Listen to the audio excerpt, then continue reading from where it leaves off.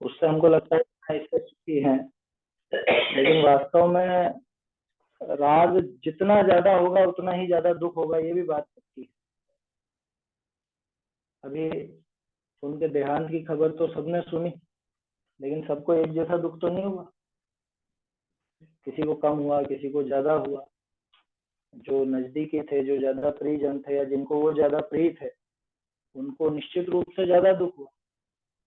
जिनको थोड़ा कम राग था उनको कम हुआ। और सामान्य रूप से जैसे और भी दूसरे लोग हैं, अखबार में खबर निकली तो पढ़ी तो सबने। इंदौर में लाखों लोग रहते हैं, जानकारी तो सबको हुई, लेकिन सबको दुख नहीं हुआ। दुख क्यों नहीं हुआ? क्योंकि उनसे राग नहीं था।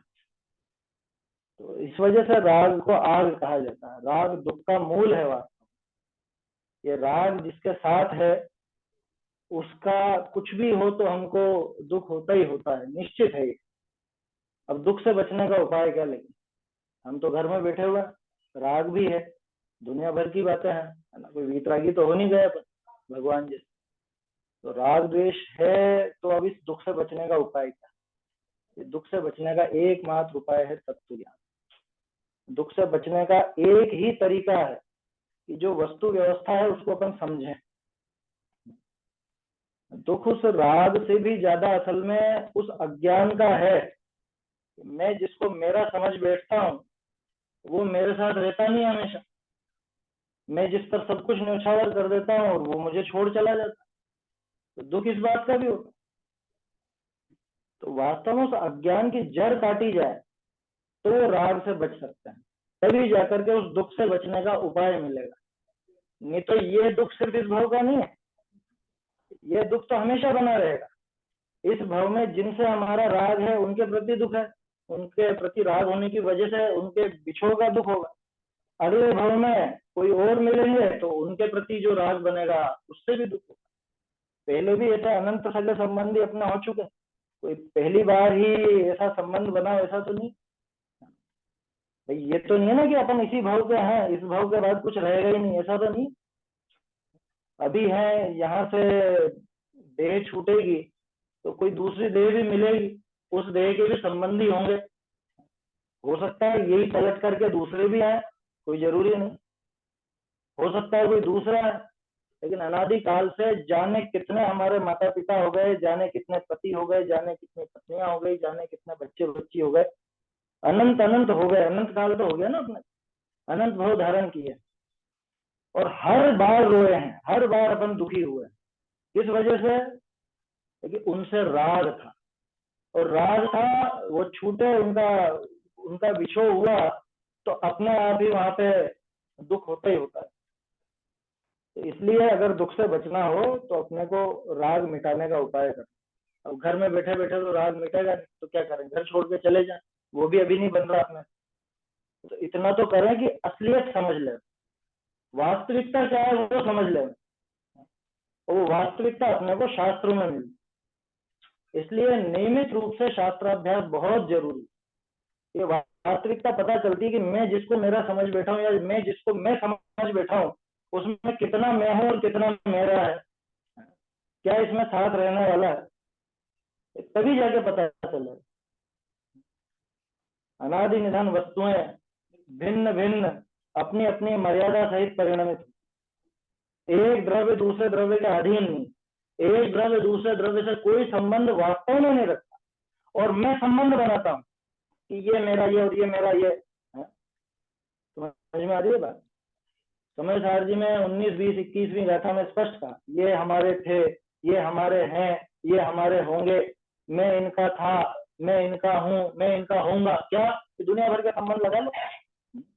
ये हमारे संबंधी थे, या मैं इनका संबंधी था, या ये मेरे संबंधी हो जाएंगे। अब बस वो मेरा मेरा मेरा, तो उस मेरे के चक्कर में वो अपनी दुर्दशा होती। जहां मेरा पना आया वहां से ममत्व पैदा होगा, ममत्व के साथ ही कर्तृत्व भी पैदा होगा, भोक्तृत्व भी पैदा होगा। सारी जो उल्टी मान्यता अपनी चलती वो सारी पैदा हो जाएगी। इस वजह से ये असलियत पहचाननी पड़ेगी कि दो द्रव्यों में वास्तव में संबंध होता भी है। अब दो द्रव्यों की बात तो छोड़ो, अभी द्रव्य गुण पर्याय की बात नहीं कर रहे, अपन दो जीव की बात कर रहे हैं। क्योंकि एक जीव के वियोग का प्रसंग है। मृत्यु लिखता ना, मृत्यु, मृत्यु हुई, मृत्यु होती है जीव की। जीव का नाम जीव है। सोचो, जीव सोच करके रखा गया नाम। जीव किसको कहता है? कि जो जिए वो जीव, मरता नहीं जीव कभी। ये क्या हुआ फिर? ये देह परिवर्तन हुआ वास्तव। अपन लिख देते हैं देह वियोग, वास्तव में तो देह वियोग भी नहीं है। देह वियोग तो सीधे मोक्ष में होता। मोक्ष हो तो देह वियोग कहना या लिखना वो सच्चा है। वास्तव में तो देह परिवर्तन हुआ है। यहाँ की देह छूटी है, ये शरीर, देह माने शरीर है ना। कोई शब्द समझ में नहीं आया तो बोल रहे ना, थोड़ा शास्त्रों के शब्द हो जाते हैं। तो देह परिवर्तन हुआ वास्तव में। देह वियोग कहाँ हुआ? देह वियोग तो उनका होता है जो सिद्ध हो जाते हैं, जो मोक्ष चले जाते हैं। ये तो ये शरीर छूटा है और अगला कोई दूसरा शरीर अपने को मिल जाता है। ऐसा ही उनके साथ भी हुआ है। अच्छा, एक और गजब की बात, वो दूसरी जगह जाके मस्त हो गए। बात समझ में आ रही है? जैसे आपके जब कोई बालक पैदा होता है तो आप सब खुशी मनाते हैं ना, तो अभी वो दूसरी जगह खुशी मनाई जा रही, और यहाँ अपन उनको याद करके अपन दुखी होते हैं। वो भूल गए जाके, अपन याद करे रहते हैं। और ये सबके साथ होता है, कोई अकेले वही नहीं, अपने भी यही हालत है। अपन भी यहाँ पैदा हुए हैं तो कौन से पिछले भाव के माँ बाप याद है? पिछले भाव के कौन से संबंधी याद है? आज याद है क्या? अरे माँ के पेट में कैसे थे वही याद नहीं है, जो कि इसी भाव की बात है। वो कोई बहुत पुरानी बात नहीं है। जितनी अपनी उम्र है उसमें 9 महीने से ज्यादा और क्या है। बचपन की भी कौन सी सारी बातें याद है? तो जब वही सारी बातें याद नहीं है तो पिछले भाव की तो याद आती नहीं। और ये जीव की स्थिति ऐसी है कि इधर से यहाँ देह छूटी, नई देह मिली और वहां मगन हो गया। जो भी गति हुई हो, जो भी हुआ हो, वो वहीं पे मग्न हो जाता है, चारों गति में। अपने को लगता है कि इसमें कैसे मगन होगा, उसमें कैसे मगन होगा, लेकिन वास्तव में ये प्रत्येक जीव की स्थिति है इस तरह। यहाँ देह छूटती है और वहां मग्न हो जाता। देखो, एक और लॉजिक है, समझने लायक है बात। लेकिन अपन कहते हैं ना, ये आत्मानुशासन में आया है। अपन कहते हैं हमारे प्रिय प्रिय प्रिय, अपन बहुत उनके पीछे दुखी भी होते हैं। उसमें ऐसा कहा कि जो तेरे दुख का कारण हो वो प्रिय कैसे हो। लॉजिक समझ में आया? कि जो तेरे दुख का कारण हो, जिसकी वजह से तू दुखी होता हो, वो प्रिय कैसे हो कि नहीं? लेकिन वो तो हमारे प्रिय थे। अब विचार करो, आचार्य देव ने लॉजिक दिया। आत्मानुशासन गुणभद्र आचार्य का ग्रंथ है, 1200 साल पुराना, और ज्यादा पुराना होगा। तो आचार्य देव ने लिखा, क्या लिखा? कि जो तेरे दुख का कारण हो, जिसकी वजह से तू दुखी होता हो, जो अपने विषयों पर तुझे दुखी करता हो, वो प्रिय कैसे रहा। इसलिए तू भी उसका राग छोड़। और जिसकी चिंता में भी हमेशा दुखी रहते हैं, हाँ, जीवन भर दुखी रहते हैं, उसके लिए सारे दिन बिल्कुल बिल्कुल वो चिंता चलेगी। वो राग उस दुख का मूल है, उस चिंता का मूल है। जब तक वो राग रहेगा तब तक वो चिंता और वो सारी की सारी बातें बनी रहेंगी। अपना बच्चा स्कूल जाता है और स्कूल से 15 मिनट भी लेट हो तो तुम सोचते हैं कि क्या हुआ, कहाँ रह गया। ये चिंता क्यों है? ये दुख किस बात का है? राग का। उसके प्रति राग है ना, तीव्र राग। वो तीव्र राग की वजह से वास्तव में दुखी था। और क्या कहा? वास्तव में हमें जो दुख हो रहा है वो उस जीव की वजह से नहीं होना। वो, अब क्या कहूं, अपने अपने सुख को रोवे पिता पुत्र दारा, नहीं सुना? अपने अपने सुख को रोते हैं सभी। अरे वो थे तो अनुकूलता थी, वो थे तो ऐसा था, वो थे तो वैसा था। बोलो, इसी बात के लिए तो अपने को दुख होता है। उनका दुख कहाँ है? और वास्तव में देखो तो उनकी परिस्थिति विचार करो तो दुखी होने का काम नहीं, क्योंकि वो तो नया शरीर मिल गया। समझ में आएगा? शरीर छोड़ के नया शरीर, जीर्ण तृण क्या है, जीरण प्रण को देत नयो तन। मृत्यु जो है वो तो एक उपकारी मित्र की तरह बताया शास्त्र। मौत जो है, हाँ नहीं, मृत्यु महोत्सव तो उसका है कि जिसने आत्मा को समझा, वो उत्सव की बात दूसरी। मृत्यु कितना जीर्ण शरीर हो जाता है पर अपना मोह इसको छोड़ने नहीं छोड़ने देता। लेकिन ये छूटता है तो अपने को नया मिलता है, उसकी खुशी का अपने को पता ही अपन तो वास्तव में उसको भी जो खुशी कह रहे हैं, हाँ वो खुशी नहीं है वास्तव में, है ना। हमको दुख इस बात का है कि हमारा संबंध छूटा है, हमें इस बात का दुख, और उसमें भी हमारा स्वार्थ छिपा होता है। बोलो, हमें प्रिय किस बात के लिए रहते, हमारी अनुकूलता रहती है तो अपन अपने को प्रिय लगता है। देखो अभी अपना शरीर इतना जीर्ण और अपनी तकलीफ दे रहा है तो भी अपन इसको नहीं छोड़ना चाहते, ये कौन? ये अज्ञान है। अच्छी तरह जानते शरीर अच्छा, हाँ हाँ, तो ये वास्तव में अज्ञान है, इसी को अज्ञान कहते हैं। जो भी इसको छोड़ने में छोड़ आता है, शरीर मनुष्य गति ही मिलेगी इसकी नहीं आप चारों गति में कहीं पे भी अगर किसी गति में भी जा सकते हो, शरीर को अपने शरीर से मोह होता है, चाहे वो सिर्फ एक नरक को छोड़ करके, नरक गति छोड़ करके बाकी तीनों ही गतियों में जीव अपने शरीर के प्रति इतना ममत्व, इतना राग रखता है, उसको छोड़ना नहीं चाहता। नार की छोड़ना चाहता है, वो छोड़ नहीं पाता। बाकी के तीनों गतियों में वो जीव छोड़ना नहीं चाहता। तीनों गतियों को मंजूर का है और उसको नरक को पाप का है। वो पाप प्रकृति कहा है, पाप नहीं कहा। नहीं, आप पाप प्रकृति। तीनों गतियों को पुण्य प्रकृति, उसको पाप प्रकृति का। उसका कारण यही है कि ये उसको पसंद आती, तीनों गतियों को छोड़ना नहीं चाहता, उस शरीर को छोड़ना नहीं चाहता, कैसे भी करके रखना चाहता। वो कहानी आप लोगों ने सुनी होगी एक राजा की, कीड़ा बन जाता। अब वो उसको पहले किसी ने बता दिया कि तुम 3 दिन बाद मरोगे और तुम मर करके कीड़ा बनो, ठीक है। और वो कही नहीं मुझको कीड़ा नहीं बनना। जब राजा है, राजा की दशा में उसको वो कीड़ा अच्छा नहीं लगता, ऐसा समझना कि मुझे कीड़ा नहीं बनना, मैं राजपाट में रहा हूँ इतनी अनुकूलता में, मैं कीड़ा क्यों बनूं, और मैं कीड़ा कैसे बनूं। और तो आदेश क्या देता है सबको कि भाई 3 दिन बाद मैं यहाँ कीड़ा बनूंगा, तो तुम मुझे कीड़ा नहीं रहना, तुम तत्काल मुझे मार देना, तो मुझे आवाज देना, समझ में आई बात। और सारे के सारे तैयार वहां पे, उसका जो मंत्री, उसका सेनापति, उसके राजकुमार वगैरह सब तैयार, कोई वो क्या स्प्रे वगैरह लेकर के, कोई आपका वो चिंता जो भी होता है वो सब मारने के लिए तैयार। अब वो इधर मरा और इधर कीड़ा पैदा हुआ और ये मारने को तैयार है। क्या होता है, वो तैयार है मरने को। आवाज लगा, ये दुष्ट क्यों मुझे मारना चाहते हैं सारे के सारे, हैं? मैंने क्या क्या बिगाड़ा इनका जो मुझे मारा। ऐसा तो इसलिए कहा कि वो जीव तो दूसरी पर्याय पा करके, वो नया शरीर पा करके वो उसमें मग्न हो जाता, और हम उसी में मग्न रहते हैं कि अरे ये हमारे प्रिय थे,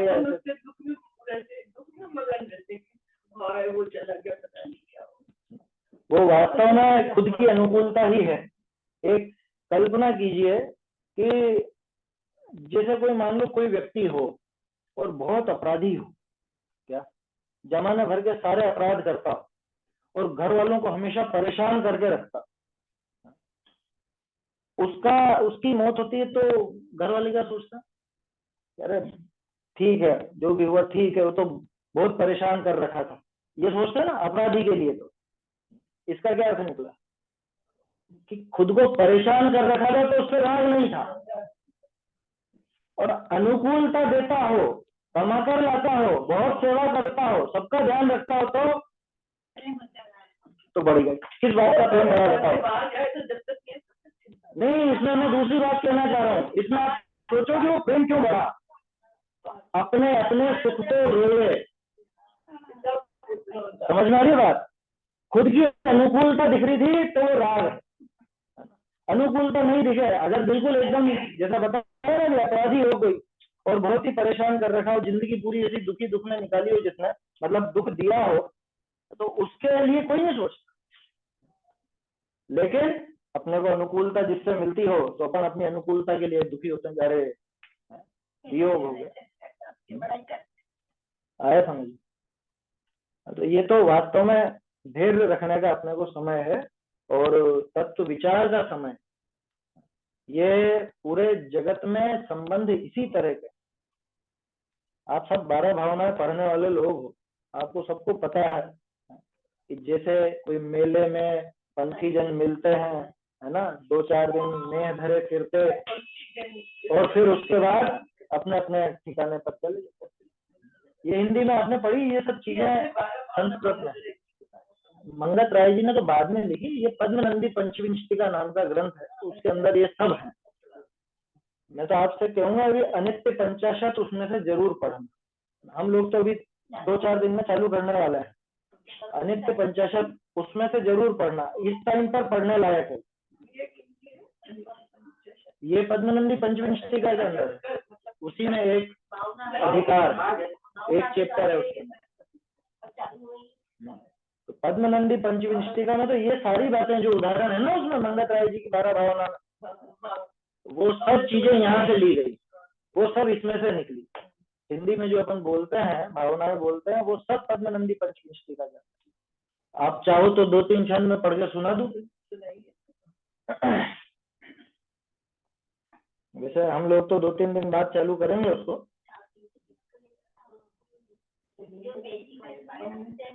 अच्छा, ये पे अपने मोबाइल से निकल के जाएगी है तो? हाँ हाँ, तो मेरी बात सुनो। पंडित साहब एक चीज पूछना था। हाँ बोलिए। प्रेम, राग और वात्सल्य में क्या अंतर है? देखो ये तीनों राग के ही रूप हैं, राग मूल है इनका, और प्रेम और वात्सल्य ये सब अलग अलग नाम है। किस व्यक्ति के प्रति होते हैं उस वजह से अपन उसको अलग अलग नाम दे देते। जैसे मान लो 2 प्रेमी और प्रेमिका, तो अपन उसको इश्क मोहब्बत वगैरह नाम दे देते हैं। सहज एक बच्चे बच्ची हो, बच्चे के प्रति हो तो वो अपन प्रेम कह देते हैं, वात्सल्य कह देते हैं। साधर्मी के प्रति हो तो वो वात्सल्य है, भगवान के प्रति हो तो वो विनय है सब राग के ही रूप। कोई अशुभ राग है, कोई शुभ राग है तो वो राग के ही रूप, और इसी को अलग अलग नाम देते हैं। जो प्रेम और वात्सल्य आपने कहा, ये राग के अलग अलग रूप।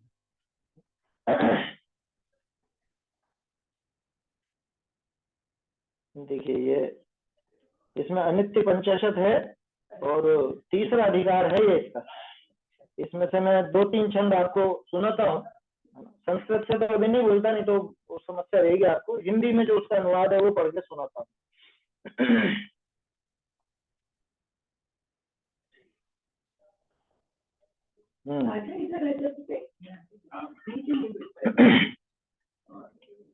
इसका 8वां छंद है।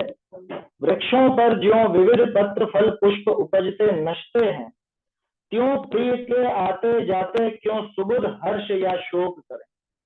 जिस प्रकार वृक्षों पर अपने आप काल के अनुसार नाना जाति के पत्ते, फूल, फल आदि उत्पन्न होते हैं तथा अपने अपने काल के अनुसार ही वे नष्ट भी होते हैं। अपन देखते हैं अभी पतझड़ आ जाएगी, फिर बसंत आ जाएगा, तो वो नए नए कोपल फूटेंगे, फूल पत्ते सब आते हैं। वो चीज अलग है। खास बात है कि अपने अपने समय जितना रहता है, समय पाकर के वो फिरते ही फिरते हैं। उसी प्रकार अपने अपने कर्मों के अनुसार मनुष्य उच्च नीच आदि कुलों में जन्म लेते हैं तथा नष्ट भी होते हैं। भाई जो पैदा हुआ है तो वो शरीर मिला है तो शरीर छूटेगा भी छूटेगा, उसमें कोई ऐसी विशेष बात नहीं है। इसलिए ऐसा भली भांति समझ गया बुद्धिमानों को उनकी उत्पत्ति में हर्ष तथा नाश में शोक कदापि नहीं करना चाहिए। और देखिए, होनहार व्यापार प्रबल है अतः इष्ट जन होते नष्ट। जो इष्ट जन है, हमारे प्रिय जन है, अगर होनहार वास्तव में प्रबल है, कौन टाल सके, होनी को कौन टाल सकता है। इष्ट जन भी नष्ट होते हैं। जो नर शोक करे वह मानो अंधकार में करता नृत्य। जग में सभी वस्तुएं नश्वर, प्रबल बुद्धि से करो विचार, दुख संतति का नाश करे जो धर्म उसी का लो आता। जिसका कष्ट से भी उल्लंघन नहीं हो सकता है, ऐसी भवितव्यता दैव के व्यापक मतलब होनहार, उसके व्यापार से, यानी अपने कालक्रम से, अपने प्रिय स्त्री, पुत्र, पति, पत्नी, पिता इत्यादि के नष्ट होने पर भी जो मनुष्य शोक करता है, यानी दुखी होता है, वो क्या करता है? वह अंधकार में नृत्य को आरंभ करता है, ऐसा जानता। क्या मतलब? अंधेरे में नाच रहा है।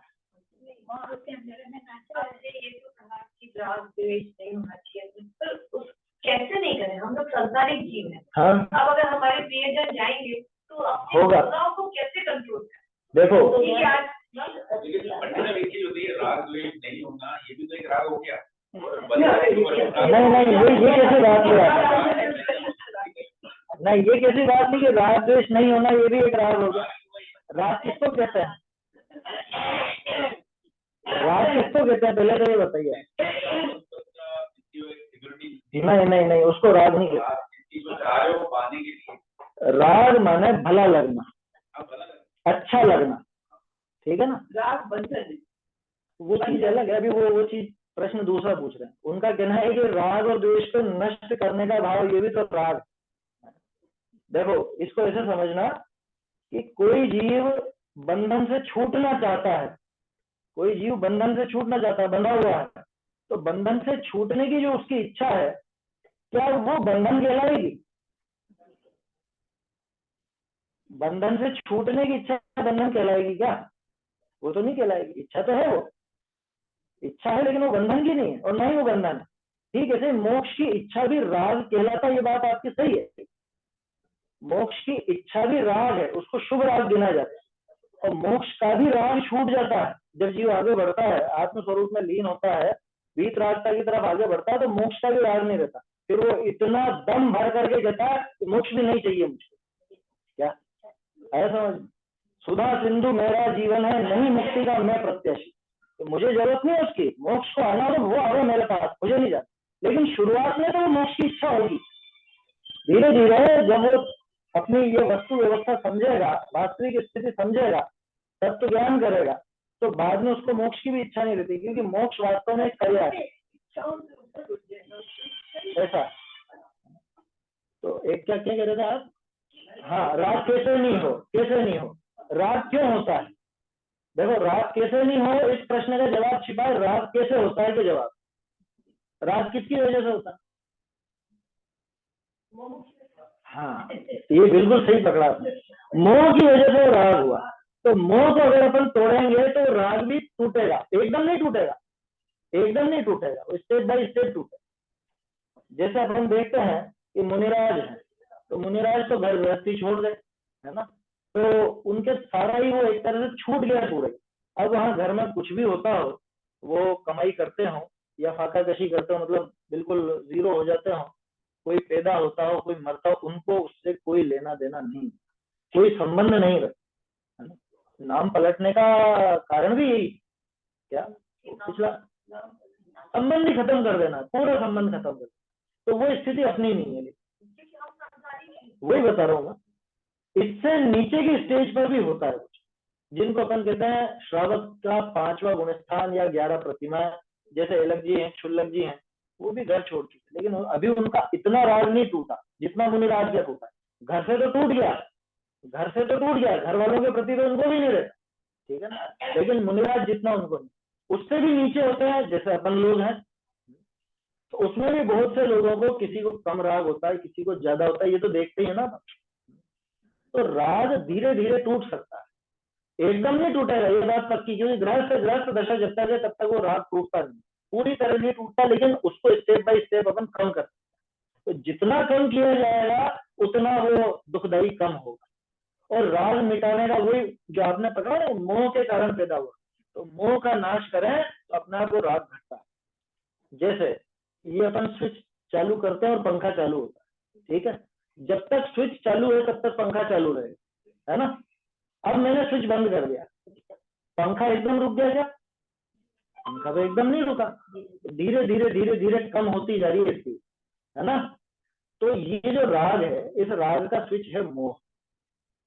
इसको इस तरह समझना, राग का स्विच है मोह। जैसे वो मोह है, जब तक मोह है तब तक, मोह यानी अज्ञान, सीधे शब्दों में मोह माने अज्ञान। किस चीज का अज्ञान? इस सब चीजों का, मेरा खुद का, कि मैं क्या हूँ क्या नहीं हूँ, क्या मेरा है क्या मेरा नहीं है, इन सब चीजों का जो अज्ञान है वो मोह कहलाता है। उसको अपन मोह कहते, ममत्व परिणाम को भी मोह कहा जाता है। तो वो जो मोह है, उस मोह की वजह से वो राग बना हुआ है और वो बना रहेगा जब तक मोह रहेगा तब। अब ये स्विच बंद कर दिया, ये मोह को अपन ने समाप्त कर दिया, तो राग एकदम खत्म हो जाना चाहिए कि नहीं? वो पीछे की गति है ना उसके पास, तो वो धीरे धीरे धीरे धीरे कम हो और एक समय आएगा जब वो पूरी तरह रुक जाएगा। तो ये तरीका है ना। अभी भी ऐसा नहीं है कि ज्ञानी जीव को राग नहीं होगा या ज्ञानी जीव दुखी नहीं होगा।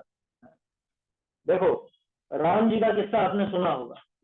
राम जी के भाई थे लक्ष्मण और दोनों में बहुत प्रेम था। और ये नियोग होता है कि बलभद्र और नारायण ये दोनों भाई होते हैं, सगे नहीं होते, सौतेले होते हैं, लेकिन प्रेम इतना जबरदस्त होता है कि एक की मौत पर दूसरा पागल जैसा हो जाता है। एक की तो मौत होती है दूसरे की झूठी खबर सुन के ही। क्या देवों ने इनके प्रेम की परीक्षा लेने के लिए क्या किया, लक्ष्मण जी को जाके कहा कि अरे राम जी का तो ऐसा हो गया वैसा हो गया। लक्ष्मण तत्काल खत्म मर गए। और राम जी जो ज्ञानी थे, सम्यक दृष्टि है ना, मोह का स्विच तो बंद कर चुके थे, लेकिन वो राग इतना था कि 6 महीने तक कंधे पर लिए लिए घूमते रहे। नहीं, मानने को तो वो तो चीज स्वीकार थी, लेकिन राग इतना ज्यादा था, कोई दूसरा भी आके कहता ना कि ये मर गया तो उसको मारने दो। क्या कि तू मरा होगा, तेरे भाई वाले मरे होंगे, तू कैसे कहता है मेरा भाई मर? 6 महीने तक, 6 महीने का भी लॉजिक है, क्योंकि अनंतानुबंधी का जो संयोजन काल है वो 6 महीने का, 6 महीने से ज्यादा रहते हैं तो वो अज्ञान दशा में आ जाते, ये उसका कारण। हाँ, अनंतानुबंधी की वजह। हाँ, इस वजह से अपने को विचार करना चाहिए। हाँ नहीं, वो चीज अलग है, वो तो मोह गया तो अपने आप ये सब चीजें छूट जाएंगी। वो 6 महीने मत देखो, या वो जो पागलपन छाया वो मत देखो। खास चीज ये देखो कि उन्होंने उस मोह का नाश कर दिया था, तो उनको ज्यादा परेशान नहीं करा। हालांकि जो राग था उस राग की वजह से दुखी तो वो भी हुए, ज्ञानी भी दुखी तो होता है। कितना दुखी कि जितना राग उतना। तोड़र जी ने गजब की व्याख्या की है आकुलता के समय। जितना मोह, मोह छोड़ दो, राग की बात ले। राग इज इक्वल टू आकुलता इज इक्वल टू दुख। अब इसमें जितना उतना सब लगा लो। मान लो 100 ग्राम राग है, तो 100 ग्राम के, ग्राम में नहीं होता, मैं तो उदाहरण देके बता, 100 ग्राम अगर अपन उसका नाप माने तो 100 ग्राम की आकुलता होगी और 100 ग्राम का ही दुख होगा, ये मान के चल। जितना राग उतनी आकुलता उतना दुख, जितना ज्यादा राग उतनी ज्यादा आकुलता उतना ज्यादा दुख, जितना कम राग उतनी कम आकुलता उतना कम दुख। राग है ही नहीं तो आकुलता भी नहीं, दुख भी नहीं। समझ में आई बात? हाँ, ज्ञानियों ने खूब लिखा। देखो समय तो अभी तो क्या है, 9:45, कितने बजे तक करना है? आधा घंटा हुआ है अपने। हाँ नहीं आप ठीक है, आकुलता नहीं होनी चाहिए।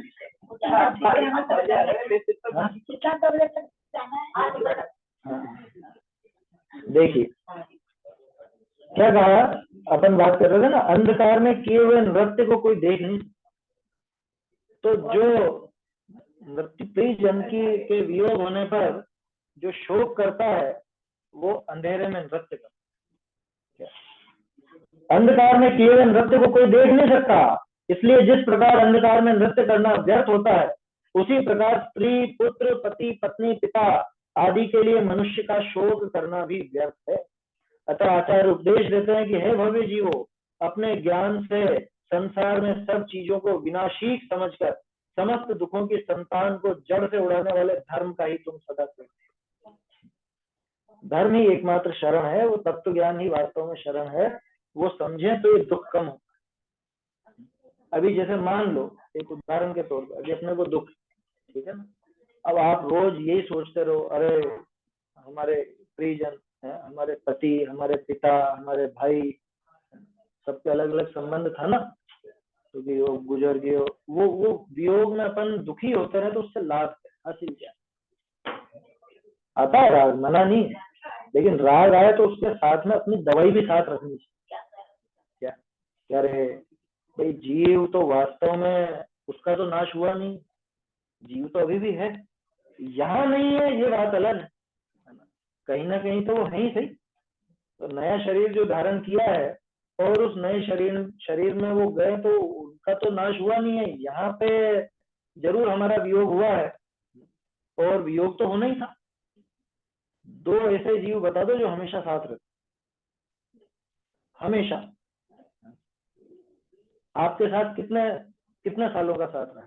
शादी के पहले तो जानते भी नहीं, शादी के पहले तो परिचय भी नहीं था ना, वो शादी के पहले भी थे, आप भी अलग से थे, तो आपका परिचय शादी के बाद का है, और अब आप उनके बाद भी यहाँ हो, और वो वहाँ नया जो भी उनका परिवार है वो उनके साथ, जो बच्चे हैं उनका साथ कब का, जो पैदा होने के पहले उनको कौन जानता?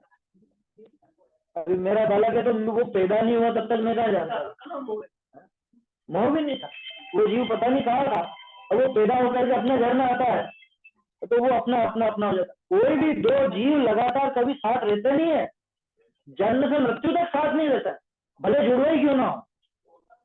और भजन 18 साल तक वो नीचे तब तक अपन मस्त है, 18 साल अब अपन रहे, अब वो चले गए, अब वो नहीं है, अब अपन देखो हाँ, सब अलग अलग अपने अपने हिसाब से जाते हैं, फिर कौन कहाँ गए, सब अलग अलग अपने अपने कर्म के हिसाब से जाते हैं। कर्म के हिसाब से क्या, वास्तव में अपने भावों के हिसाब से। कर्म क्या है, कर्म तो अपने भावों के हिसाब से ही बंधते हैं, कर्म थोड़ी ना आपको ले जा रहे हैं इधर उधर, कर्म तो जाएंगे अपने भाव जाएंगे, और भावों के हिसाब से कर्म साथ साथ आ जाते हैं, कर्म नहीं ले जाएंगे आप। कर्म तो कहेंगे हम कौन होते हैं भैया, तुमने न्योता दिया हमको, समझ में आएगा, कर्मों को तो हम बुलाते हैं, को ज्ञान नहीं, को दया भी, उनको कोई ज्ञान नहीं। वो 10 सेकंड में जयपाल का साइड को हुआ, हाँ 10 सेकंड हो, तो लोग एक साथ चले गए, उसमें 10 सेकंड भी नहीं लगे, जाने वाले तो एक समय में गायब हो, 10 सेकंड में तो जाने कितना भाव धारण कर ले, एक समय नहीं लगता। अब गए तो सब अलग अलग जगह गए अपने अपने भावों के हिसाब से, जैसे उन्होंने कर्म बांधे उसी हिसाब, आए भी अलग अलग जगह से, फ्लाइट में जैसे सब जने बैठे थे तो अलग अलग जगह से ही बैठे, है ना, और इस भाव में मनुष्य भाव में भी आया तो सब अलग अलग जगह से। अब आयु पूरी हो गई, शरीर छूटा तो अलग अलग जगह पहुंच गए, समझ में ही बात है ना। समय ज्यादा हो रहा है मेरे ख्याल से, तो ये आप पढ़ेंगे तो इससे शांति आएगी, और कोई सहारा नहीं है वास्तव में। बाकी तो फिर दुखी होना हो तो दुखी होते ही रहे, लेकिन मन को समझाना बहुत जरूरी, वो शांति खुद के हृदय में लाना बहुत जरूरी। मालूम है कि मुश्किल, राग है इसलिए मुश्किल है, लेकिन ये विचार साथ में चलता रहे। पहला विचार तो ये है कि जीव कभी नष्ट होता नहीं, दूसरा विचार ये है कि जिसका संबंध हुआ है, जिसका संयोग हुआ है, उसका वियोग होना ही होना है, कोई हमेशा साथ रहने वाला नहीं है, कोई साथ देने वाला नहीं। तीसरा विचार ये है कि मेरा तो इस शरीर तक से संबंध नहीं है, तो फिर दूसरा कौन मेरा संबंधी। एकत्व भावना भाते हो ना, तो मैं एकाकी एकत्व लिए तो अकेले ही है, भले भी सब साथ बैठे तो भी अकेले अकेले हैं, मेरे भाव मेरे साथ है, आपके भाव आपके साथ। तो ये विचार अपने को करना बहुत जरूरी है, ये तत्व समझना बहुत जरूरी। एक कविता बोल के समाप्त करता हूँ, और समझने की कोशिश करना, नहीं आया समझ में तो भले पूछ लेना। जीवन से संबंधित है पूरा। चिर संचित अरमानों का घट एक दिवस ही फूट चला। समझ में आ रहा होगा, घड़ा फूट गया, मैंने जो अरमान पाल रखे थे तरह तरह के, वो अरमान, वो इच्छाएं, वो सारी मेरी अभिलाषाएं, वो सब एक झटके में गए। स्वयं समर्पित करके जीवन जिसको मैंने गले लगाया, स्वयं गरल की घूंटे पी पी जिसको प्रेम पीयूष पिलाया। गरल माने जहर और पीयूष माने अमृत। तो करते हैं ना बच्चों के लिए, माए या माता पिता अपने बच्चों के लिए भी, वो सूखे में सोए, हम भले गीले में सोए, वो भूखा नहीं रहे, भले हम भूखे रह जाए। तो स्वयं गरल की घूंटे पी पी जिसको प्रेम पीयूष पिलाए, ये दोनों तरफ लगाना, शरीर के प्रति भी और संबंधियों के प्रति। शरीर के प्रति भी ऐसे ही रहेगा, खुद का कहाँ विचार किया, इसको ही चमकाने में लगे रहे क्या? सुबह से रात तक यही धंधा, सुबह से उठते से ही कांच देखेंगे, ये यूं और ये यूं, बाल ऐसे कर लो, गाल ऐसे कर लो, बस इसके अलावा और क्या विचार चलता जो है नहीं अपना। जिसके एक एक इंगित पर, इंगित यानी इशारा, जिसके एक एक इंगित पर खून पसीना बना तरल हो। खून पसीना बहाते रहते हैं, किसके लिए? घर वालों के। प्रिय चुंबन सा लगा मरण भी सदा मधुर अत्यंत सरल हो, मरना भी उसके पीछे मंजूर। बच्चे बच्चियों की रक्षा के लिए, अपना जो भी प्रिय हो उस प्रिय की रक्षा के लिए, कि भले मेरे अंग ले लो लेकिन इनको बचा लो।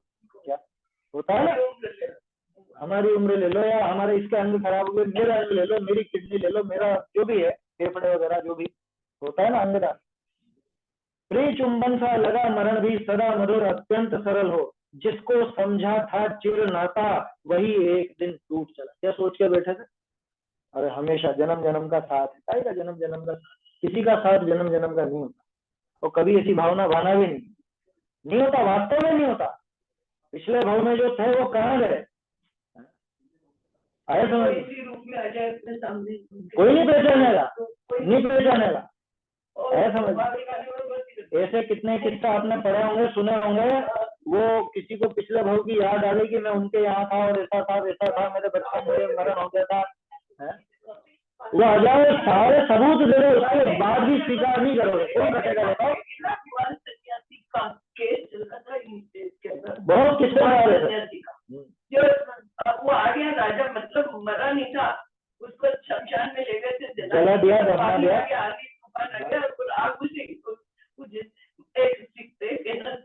सन्यासियों का दल निकला उधर से, तो उन्होंने उसको बचा लिया, उनका इसमें तो लाइफ है अभी, तो बचा लिया वो राजा। उसको फिर बाद में शुरू में तो उसका इलाज, ये तो आप उसी भाव की बात कर रहे हो, वो तो वो मरने से बच गया।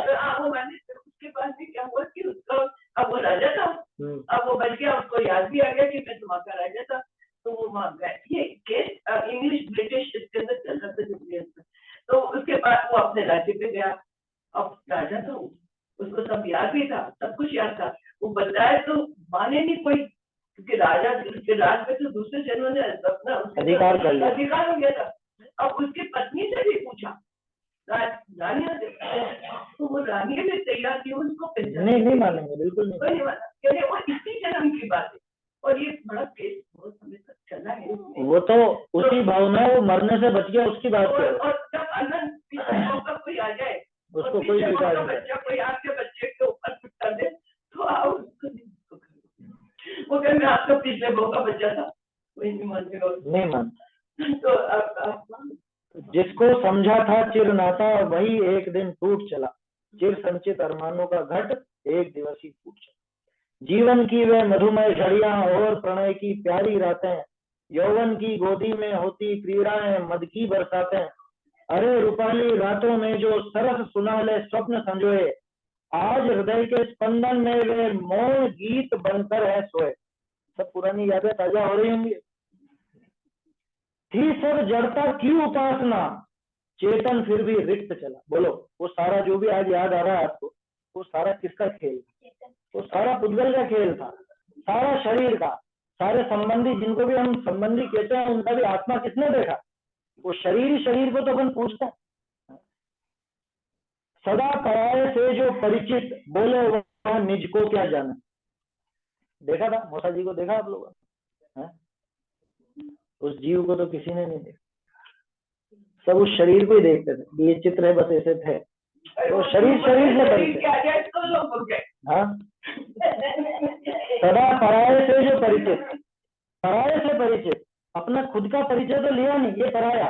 इसका परिचय कि मैं कहता हूँ कि मैं मनुष्य हूँ, मैं पुरुष हूँ, मैं स्त्री हूँ, मैं युवा हूँ, मैं वृद्ध हूँ, मैं बच्चा हूँ, जो भी, या हम सेठ है, हम ये है, हम वो है, पता नहीं तरह तरह की मान्यता। तो पराये से ही परिचित, सदा पराये से जो परिचित, बोलो वह निज को क्या जाने। विष को जीवन मान चला जो जीवन को वह क्या पहचान। जहर को अमृत समझ रहा अविद्या के मद में यूं, अरे मरण को जीवन समझा। रे वियोग जिसका सहचर हो, उसको प्रेमा लिंगन। उसका वियोग निश्चित है, जिसका संयोग हुआ है उसका वियोग होना ही होना है। ये शरीर भी मिला है तो ये भी छूटेगा ही छूटेगा। तो ये अमर पट्टा लेके कोई नहीं आया, हमेशा हमेशा का कॉन्ट्रैक्ट नहीं है। जब तक आयु है तो आयु के साथ कॉन्ट्रैक्ट है शरीर का। हम सोचते हैं कि 2-4 दिन और रह ले, 2-4 दिन और रह ले। हाँ, वो पिछले भाव में ही वो पूरा काम हो चुका। पहले समय में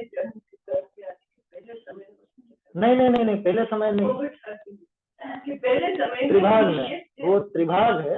आयु का जब त्रिभाग पड़ता है तब आयु बंद। ये तो आयु की गति बंद का सवाल, आयु का निषेध वो पहले समय से उदय आने लग जाता है। आप ये कहना चाह रहे, अपन क्या सोचते हैं कि जीव पैदा हुआ तब से आयु चालू, वो अब थोड़ा टेक्निकल हो जाएगा। हाँ, वो अगले भाव की आयु कब बंद होती है, उसका ऐसे 8 समय आते हैं इस तरह के कि जब आयु बंद सकती है। हाँ, वो बाद में समझ लेंगे।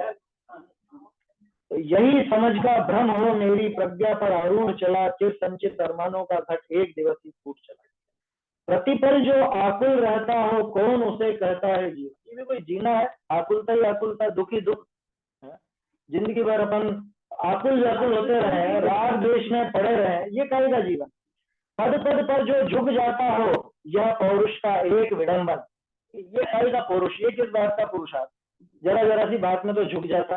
ये जीवान का आगे तो इतना झुका रहता क्या, इसको रात को भी चाहिए, दिन को भी चाहिए, भक्ष भी चाहिए, अभक्ष भी चाहिए, है खाने पीने का। इतना गुलाम बना हुआ 2 इंच की जीवान का है, समझ छूटता नहीं, लोगों से नहीं छूटता।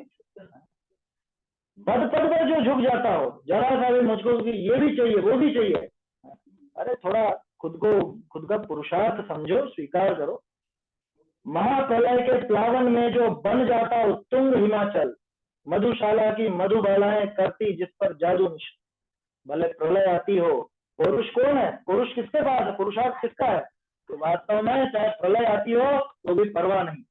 बागिन खा रही हो फाड़ करके, सुकुशल स्वामी, बस सियाल नहीं खा रही हो, आते फाड़ दी हो, सुकुमार स्वामी है। पांडवों के पूरे तन तो वो गर्म गर्म लोहे का आभूषण पहना दिए, राजकुमार जी के माथे पे गरम गरम सिगड़ी जला दी गई, कोई फर्क नहीं पड़ता। मेरे में प्रवेश ही नहीं है इनका। हो रहे होंगे कहीं और, जैसे पाकिस्तान में बम फूटता है तो आपको क्या फर्क पड़ता है, ऐसे ये शरीर में कुछ भी होता है तो मुझे फर्क नहीं पड़ता क्या। हाँ, तो ये वेद विज्ञान जरूरी है, उसके बिना नहीं होता है। चलो, हमको एक मच्छर काटता है और हम दुखी हो जाते हैं, उनको वो बागिन ने पूरे नाखून अंदर घुसा दिए, उनको फर्क क्यों नहीं पड़ा। भाई खुद को अपन ने ये मान रखा है इसलिए अपन दुखी होता है, उन्होंने वो मान ही नहीं रखा। वो पड़ोसी समझ लिया उन्होंने, पड़ोसी के घर में कुछ भी, हमको क्या फर्क पड़ता। पड़ोसी ने खाना खाया कि नहीं खाया आप देखने जाते हो। हाँ, ज्ञान हुआ ना उसका। नहीं, ये ज्ञान तक का वो दर्द, देखो दर्द अलग चीज हो गई। हाँ, वो अनुभव आप कर रहे हो उसका, तो आप ये सोच के ये मुझे चुभा तो आपको दर्द, तो आपको दर्द अलग है। हाँ, ज्ञान हुआ ना उसका, तो ज्ञान उनको भी हुआ। अच्छा, मान लो किसी नर्व खत्म हो गई, हाँ, अब उसको दर्द नहीं होता, शरीर में कुछ भी हो जाए, लेकिन तो भी उसको ये तो ज्ञान खत्म थोड़ी ना हुआ उसका ज्ञान खत्म नहीं हुआ, उस जगह का वहां पे क्षयोक्षम हीन है तो वो चीज जान नहीं पा रहा। लेकिन इसका यह अर्थ थोड़ी ना कि दुख नहीं है उसको। दुख किस बात का है, दुख वास्तव में सुई चुभने का नहीं है।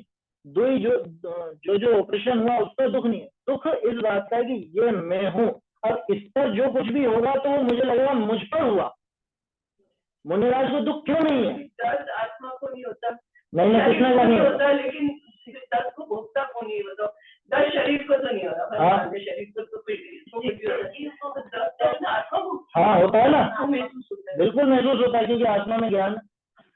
हाँ तो ये दर्द जो है ज्ञान के साथ में महसूस हो रहा है ना। दर्द नाम अपन ने उसको इसलिए दिया क्योंकि हम उसको दुख समझ रहे हैं। क्यों दुख समझ रहे हैं? कि वो मुझ पर हुआ। जैसे सुनिए, जैसे आपका बच्चा है, छोटा बच्चा है, उस बच्चे को चोट लगेगी, ठीक है। अब उस बच्चे को चोट लगती है तो उसका दुख तो जो है उसको है ही सही। हम उस चोट के कारण कितने दुखी होते हैं? क्यों हुए मैं पूछ रहा हूँ? मोह के कारण, है ना। बच्चे को लगेगी तो नहीं चिंता करेंगे। क्यों नहीं करेंगे? कि हमने उसको अपना माना है ना। बस यही सिस्टम यहाँ पर लगे। शरीर के साथ ऐसा नहीं, ऐसा ही है, ऐसा ही है। हाँ तो अपने ये मैं नहीं हूँ सब भूल जाते हैं। हाँ तो अपन भूल जाते हैं क्योंकि वो राग मुख्य है। यहाँ उस राग का जोर चल रहा है ना। मुनिराज क्यों नहीं भूलते? वहां राग का जोर नहीं। अभी देखा तो मोह के कारण है वो दुख। उनको मोह नहीं, अपने को मोह है। मैं ये मान के बैठा हूँ कि ये मैं हूँ, और मुझे जितना ज्यादा इससे मोह होगा उतना ही एक जरा सा भी कुछ चोट लगेगी तो मुझे भयंकर दुख। बहुत से लोगों को अपन देखते हैं ना, वहाँ सैनिक लोग वहां पे भी आ रहे हैं, भले गोली खा जाएंगे, यूं हम मर जाएंगे, देश के नाम पर मर जाएंगे। वो शरीर से मोह छोड़ के वो देश से मोह वहां भी देश के ऊपर हो, शरीर से नहीं। यहाँ पे भी अपन देखते हैं, जैसे माँ अपने बच्चे को पालती, ठीक है। अब बच्चे को कुछ भी तकलीफ होती है तो उस तकलीफ को खुद के ऊपर ले लेती, और उसको उस चीज में दुख नहीं है। बच्चा मजे में है, उसको सुख है, कोई दिक्कत नहीं। सुख है माना वो उसमें संतुष्ट है, वो संतुष्ट है। क्यों? ये मेरा और ये खुशी है, ये इसको खुश है, ये खुश है तो मैं खुश आया समझ। तो सारा खेल वो मोह का, ममत्व का। हमारा इससे इतना ज्यादा ममत्व है, इस वजह से हम दुखी हो। देखो अपन 4 जनों का उदाहरण से समझो इसको। एक घर पर रोज चटनी बनती है, खाने में चटनी रोज बनती है, नियम से चटनी बनती है। 4 भाइयों का परिवार, ठीक है। अब एक दिन वो चटनी नहीं बनी। अब उनमें से एक तो ऐसा, क्योंकि ये क्या है, बिल्कुल खाने बनाने की तमीज नहीं है, तुम हंगामा मचा दिया। दूसरे ने देखा कि तुम लोग क्या करते हो, ध्यान ही नहीं रखते हो बिल्कुल भी, चटनी नहीं बनाई। रोज जब चटनी पसंद है, रोज चटनी खाता है, तो क्यों नहीं बनाई? खा लिया लेकिन, है ना, थाली सरका के नहीं भागा। तीसरा ऐसा, अच्छा चटनी नहीं बनी, चलो कोई बात नहीं, कल बना लेना। और चौथा ने कुछ नहीं बोला। बोलो परिस्थिति तो होती हुई है ना चारों के साथ। फिर चारों के विचार अलग क्यों? एक का वो राग इतना ज्यादा उस चटनी से है कि वो हंगामा मचा देता, दूसरे का उससे थोड़ा कम है, तीसरे का उससे और कम है, चौथे का उससे और कम है, ऐसा समझ। तो वो नहीं मचाएगा। किस वजह से हंगामा मचा? चटनी नहीं बनने की वजह से। अगर चटनी नहीं बनना उस हंगामे का कारण हो तो चारों ही मचे। लेकिन चटनी नहीं बनी तो वो क्षमता किस कारण? वो उस राग के कारण, मतलब राग की कमी के कारण, है ना। राग के पीछे मोह बैठा हुआ है, तो मोह जिसका जितना ज्यादा वो उतना ही ज्यादा दुखी। जिसके प्रति मोह है उसी के प्रति। तो पद पद पर जो झुक जाता हो यह पौरुष का एक विडंबन। पौरुष कैसा होता है? असल में मुनिराज की बात कर रहे थे। महाप्रलय के प्लावन में जो बन जाता उत्तुंग हिमाचल, मधुशाला की मधुबालाएं करती जिस पर जादू निष्फल, उनको फर्क ही नहीं पड़ता। चाहे सामने आकर के देवियां आरती उतार रही हो, चाहे सामने भागिन आकर के खा रही हो, कोई उत्सर्ग कर रहा हो, उनको कोई फर्क नहीं पड़ता। इसको पौरुष कहना सीखो, यह जीवन की एक कला, यह है कला जीवन की, जरूरत ही नहीं। कितना करते हो प्रयास पर बोलो कितना पा लेते हो। विचार करना, हम जीवन भर कितनी कोशिश करते हैं, ऐसा हो जाए, वैसा हो जाए, ये हो जाए, वो हो जाए, पर कितना पा लेते हैं? कितनी इच्छाएं रहती हैं, काश ऐसा हो जाता, काश ऐसा हो जाता, काश ये काम भी निपट जाता है। कितना करते हो प्रयास पर बोलो कितना पा लेते हो। विफल सफलता, सफल विफलता में बस गोते खा लेते हो। ठीक है चलो जितना हुआ जो ठीक है, ऐसा हो गया वैसा हो गया है। तो वो विफलता में भी सफलता समझ लेता है, सफलता में विफल है वास्तव में। क्यों? क्योंकि सफल होने के बाद भी रुकता ना, इच्छाएं खत्म क्यों होती है? कौन कह सका रही सफलता मेरे जीवन की थाती है, स्वयं देह भी अंतिम क्षण जब उसको छोड़ चली जाती है। सभी चलाचल चलते रहते, रही चेतना ही अचला। सब चलाचल चलते रहते हैं, है ना। ये परिवर्तन होता रहता है, देह परिवर्तन हुआ ना, ऐसे सबका ही होना हो तो उसमें क्या है, सभी चलाचल चलते रहते हैं, ये तो चलता रहेगा, ये क्रम होता रहेगा, चलता रहेगा। लेकिन रही चेतना ही अचला, चेतना जीव का चैतन्य गुण, अपना चैतन्य स्वरूप वो अचल बना रहेगा, वो नहीं जाने वाला। देखो ये शरीर छोड़ करके दूसरा शरीर धारण कर लिया, चेतना तो वो क्यों ही रही ना, जीव का ज्ञान तो समाप्त नहीं हो गया, है ना। हाँ ये चीज अलग है कि पहले कुछ और चीजें जानते थे, अभी कुछ और चीजें जान रहे होंगे, लेकिन चेतना तो उनके पास अभी भी है कि नहीं है, उनकी जो असली संपत्ति है। चेतना ही तो जाती है, हाँ दूसरा शरीर धारण चेतना ही तो जीव, जीव जैसा है, चेतना उसका गुण है, चैतन्य उसका गुण है, तो वो चेतना के साथ जीव गया है, तो जानना तो अभी भी नहीं छूटा ना उनका, यहाँ थे तब भी जानते थे और वहां है तो भी जान रहे हैं, यहाँ अलग चीजों को जानते थे, वहां अलग चीजों को जानते, जानना तो समाप्त नहीं हुआ, माने उनका गुण तो समाप्त नहीं हुआ, फिर घटा क्या बताओ, जानने वाला उनका क्या खत्म हुआ, उनका क्या खत्म हुआ, ये शरीर तो हर समय सबका ही खत्म हो रहा है। आप क्या सोचते हो, आप जो जन्म के साथ जो शरीर लाया था, आज वो शरीर है आपके साथ, है? चमड़ी आपकी पूरी बदल चुकी है, चमड़ी बदलती रहती है ना, सर्दियों में बदलती है, अपन देखते हैं, वैज्ञानिकों जो डॉक्टर्स वगैरह सब कहते हैं चमड़ी बदल जाती है, खून लगातार बदलता रहता है, हड्डियां बदल चुकी है, हुए थे जब इतने से थे, अब इतने बड़े हो गए, तो बोलो शरीर भी कौन सा अपने साथ में है, उस टाइम पे जैसी कोमल चमड़ी थी अभी है क्या वैसे, जैसी हड्डियां थी लचीली अभी है क्या, तो पूरा शरीर तक बदल चुका, तो ये अपनी चीज थी नहीं वास्तव में, उस टाइम पे भी ज्ञान था मेरे पास और आज भी मेरे पास ज्ञान है, ये वास्तविक चीज है। तो अपनी संपत्ति अपने से छूटती नहीं है क्या, ऐसा समझ, हमको लगता है ये सब छूट गया, ये शरीर छूट गया, ये छूट गया, वो छूट गया, वास्तव में अपनी संपत्ति है नहीं है।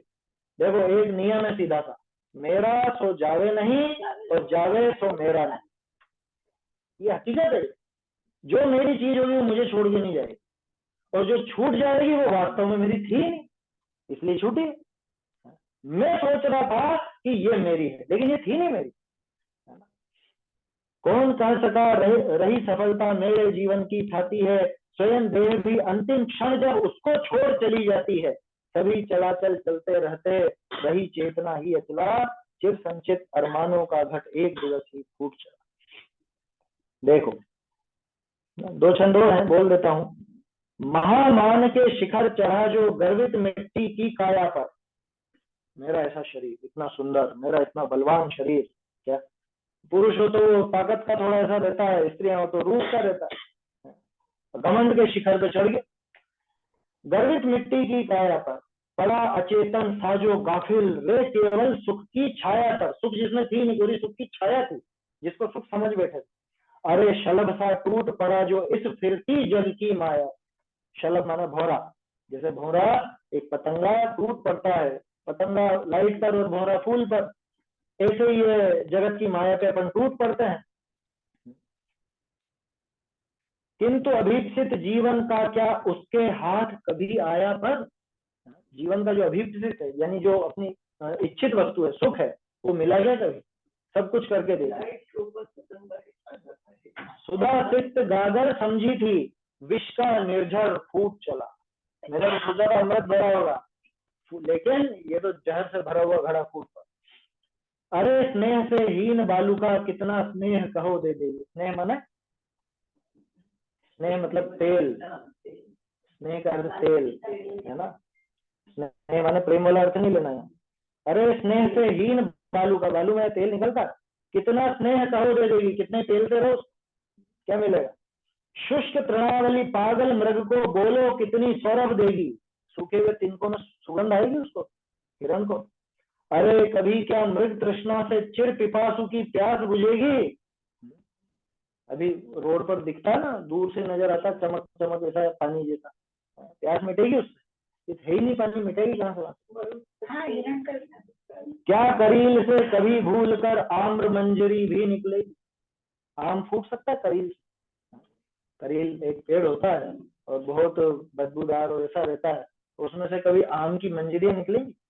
रे अभाव में सद्भावों की आशा सदा रही विफला, चिर संचित अरमानों का घट एक दिवस ही फूट चला, अंतिम क्षण। जिसकी खोज रही युग युग से वही छिपा देखो अंतर में। क्या हम सुख खोजते रहते हैं दुनिया भर में, शायद ये खाने पीने में मिल जाए, शायद ये चमक दमक में मिल जाए सुख, शायद ये ओढ़ने पहनने में मिल जाए। जिसकी खोज रही युग युग से वही छिपा देखो अंतर में। तुम बहिरात में रहे विभ्रम से, वह बैठा था अंतस्थल। हम सोच रहे थे कि शायद बाहर में कुछ होगा, लेकिन मैं तो यहाँ अंदर बैठा था, वो सुख बाहर नहीं था, वो यही था। कहाँ खोजते ए मतवाले, जहाँ खोजते वहां नहीं है। अरे विलक्षण सुख की निधियां सदा तुम्हारे पास रही। अब हम सोचते हैं दूसरी जगहों में से मिल जाएगा, वहां से मिलता नहीं है, तो सारा यहीं बैठा हुआ है। उसका जग में कौन सहारा, जो अपने से रूठ चला। चिर संचित अरमानों का घट एक दिवस ही फूट चला। कौन सहारा बनेगा? जो खुद से रूठ गया हो उसका कौन सहारा बनेगा? आया समझ?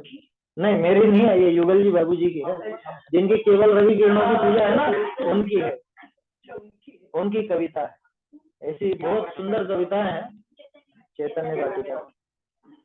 तो जो खुद से ही रूठ चला हो उसको कौन सहारा देगा बताओ? तो खुद से रूठना ये उपाय नहीं है। किन्हें हम खुद से कहाँ रूठें? अरे ये फालतू का जो राग है, ये व्यर्थ का जो क्या कहें अपन, जो आकुलता है, या जहाँ सुख नहीं है वहाँ सुख की खोज है, जहाँ मैं नहीं हूँ वहाँ मैं बने की खोज है, ये खुद से रूठना ही तो है। खुद के घर में नहीं घुसना चाहता, बाकी पूरी दुनिया में घुसना चाहता। तो ऐसा ये जो प्रसंग है, वास्तव में अपने को अपना आत्म स्वरूप कैसा है वो भी समझना चाहिए। खुद का स्वरूप समझेंगे तो दूसरे का भी स्वरूप समझ में आए। मैं जीव हूँ तो दूसरा भी जीव है, तो जैसा मेरा स्वरूप है, मैं अनादि निधन हूँ तो दूसरा भी अनादि निधन। अब वो संयोग भले था, कुछ समय का संयोग था, कुछ वर्षों का संयोग था, लेकिन संयोग का तो वियोग होता ही होता। खुद की पर्याय भी जब पलट जाती है तो फिर दूसरे का तो वियोग होना ही होना। तो उस वियोग में अपने को वो समता धारण, हाँ वहाँ समता धारण करना चाहिए। और उसका एकमात्र उपाय तत्व ज्ञान। जितनी जल्दी ये बात अपन स्वीकार करें उतना ही अपना जल्दी ये आकुलता छूटेगी, ये दुख छूटेगा। नहीं तो राग द्वेष जब तक है, मोह जब तक है, तब तक तो बनेगा।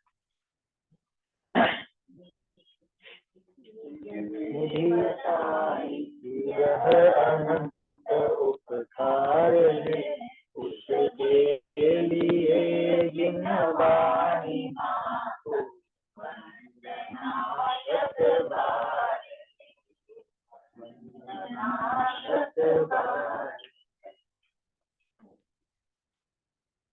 जय जिनवानी माता की जय।